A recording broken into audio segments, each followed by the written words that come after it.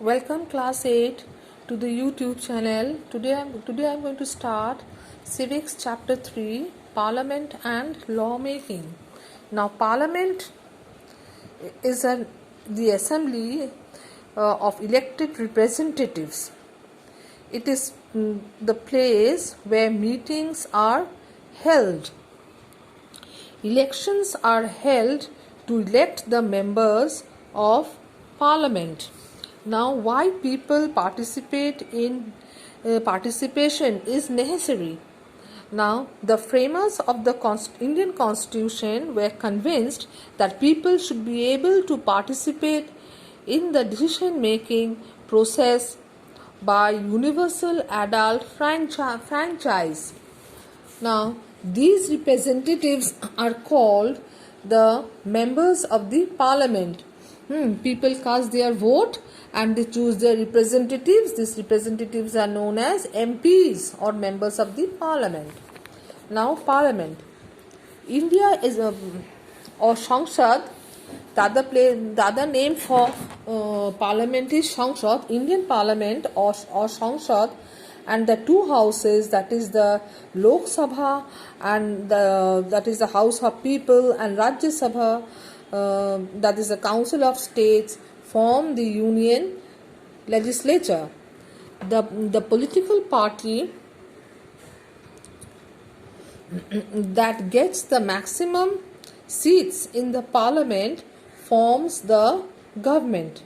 If the government makes a mistake, then the representatives in the Parliament can pass a vote of no confidence and oust means expel them from the office.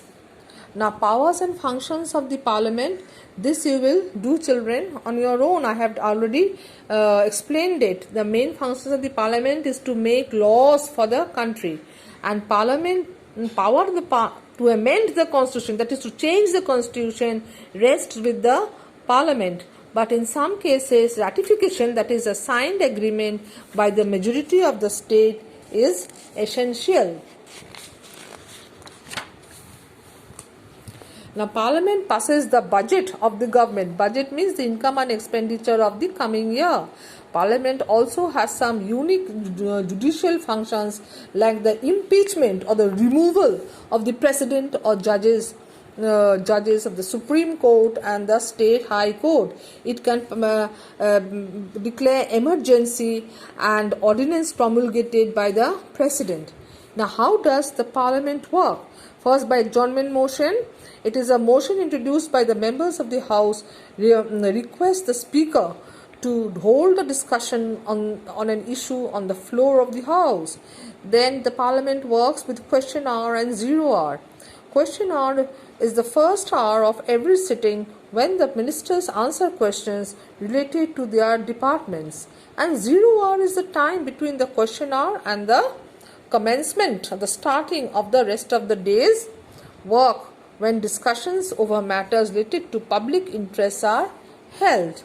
Now, children, next page 161.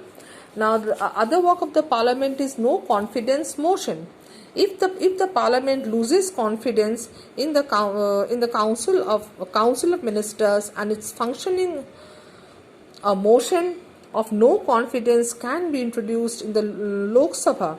If this is passed, then the Prime Minister and the Council of Ministers have to resign. Now, how does a bill become a law? Which is another very important matter. The proposal or the plan for law is known as a bill. A bill has to pass through many stages to become a law. There are two kinds of bills, money bill and ordinary bill. Now, ordinary bill can be introduced in any of the two houses of the Parliament, either Rajya Sabha or Lok Sabha.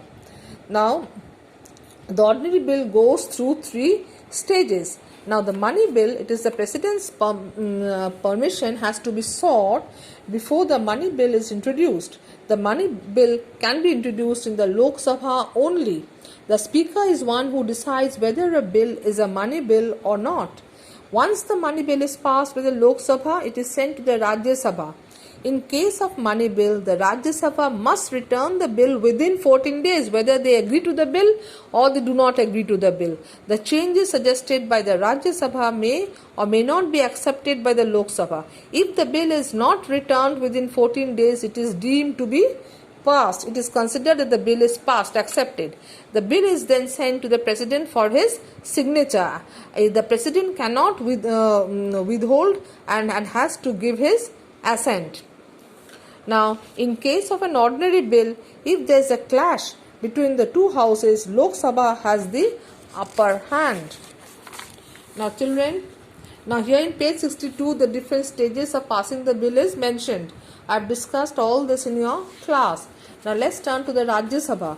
Rajya Sabha, or the upper house, represents the states. Members elected by the members elected by the members of the legislative assemblies of various states it can have a maximum of 250 members. It is a permanent house which cannot be dissolved. After 2 years, the tenure of 1/3 of its members end. Every member has a term of 6 years. The present strength of Rajya Sabha is 245. Out of 245, 233 represents the states and the union territories, while 12 members are nominated by the President.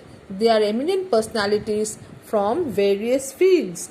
Now, qualifications for a member to become the member of the Rajya Sabha are given below. It's very easy.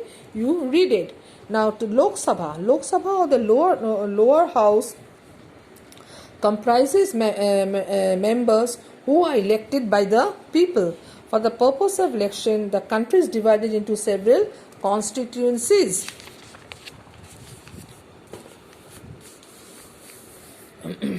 Now, each constituency elects a representative or MP. The candidates who get maximum is elected and represented as represents the constituency in the parliament. Currently, Lok Sabha members, out of which 530 members are elected from the states and 13 are from the union territories. 2 members can be nominated from Anglo-Indian communities. President feels that they are insufficiently represented. One of the most important functions of the Lok Sabha is to select the executive. Now, selecting the national government. After the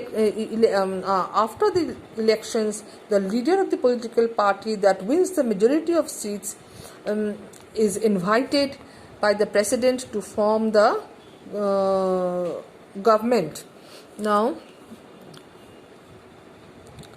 in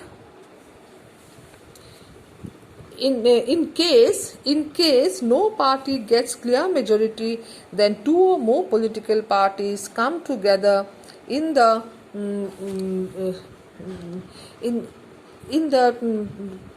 parliament and form the coalition government. Political parties other than the ruling party in the parliament are called the opposition party. Opposition party is very, very important.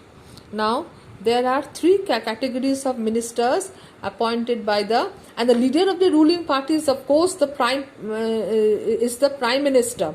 And there are 3 categories of ministers: the cabinet minister, that is who hold important portfolios like the defense, home, finance, foreign, etc. Then ministers of state either hold an independent portfolio or work under cabinet ministers. And lastly, deputy ministers, they support the ministers of state and cabinet ministers. Now, the prime minister and his or her council of ministers are jointly responsible for the decisions taken. This is known as collective responsibility. Now, what are the qualifications of a candidate of the Lok Sabha? All are same: citizen of India, complete 25 years of age, should not hold any profit under the office of profit under the government, etc., etc. These are very easy things you can learn. He should be mentally sound. He should not have any criminal background. Now, the role of the speaker. Now, after the elections are over and the results are declared by the Election Commission, the new Lok Sabha is made. The members of the House elect a Speaker and a Deputy Speaker from among themselves. Now, the Speaker performs the following functions. He presides over the sessions and conducts the business of the House. He does not vote in case of a tie. He uses his casting vote. If there's a tie, then he uses his vote, and bills are introduced with his permission, presides over the joint session of both the houses of the parliament, decides whether a bill is a money bill or not, and maintains discipline and decorum in the house, and adjourns the house if quorum is not complete, appoints various parliamentary committees, and admits motions like no confidence motion. Now, the executive. If the speaker is not present, then the deputy speaker takes over his responsibilities. Now, executive. The executive is that part of the government which is responsible for executing the laws passed by the legislature. It comprises of the president, the vice president, prime minister, and the council of ministers. Now, accountability of the executive. Now, one of the main aspects of the parliamentary democracy is that executive is answerable or accountable to the legislature. The government has to give an account to these policies and expenses incurred in the parliament. The opposition plays a crucial role in keeping a check and questioning the policies of the executive. It points out the flaws, that is the mistakes in the policies and programs of the government. Now, the president. Now, being a parliamentary form of government, India has a separate head of state and head of government.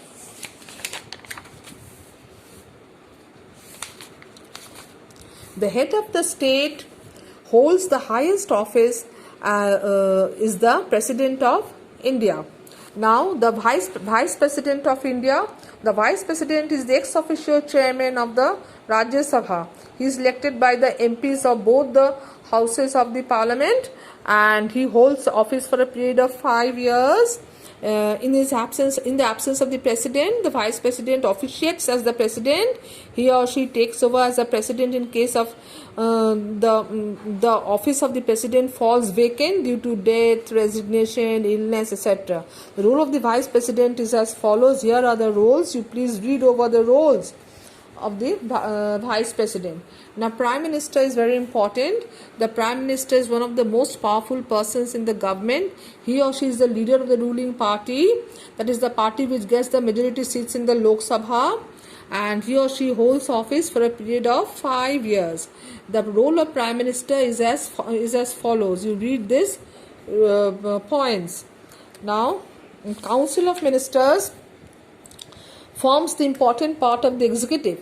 The Council of Ministers is formed as soon as the Prime Minister is sworn in. That means he takes the oath of an office.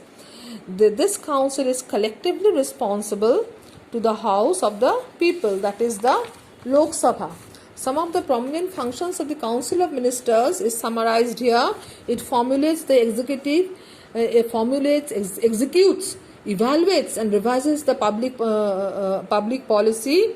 It coordinates among the various ministers, and then it executes control over the administration through appointments, rule making, etc. It has all these powers, and it assists in financial management through fiscal control and on operation of funds also. Now, these question answers I have done, children, and these keywords must be learned thoroughly. Okay, thank you.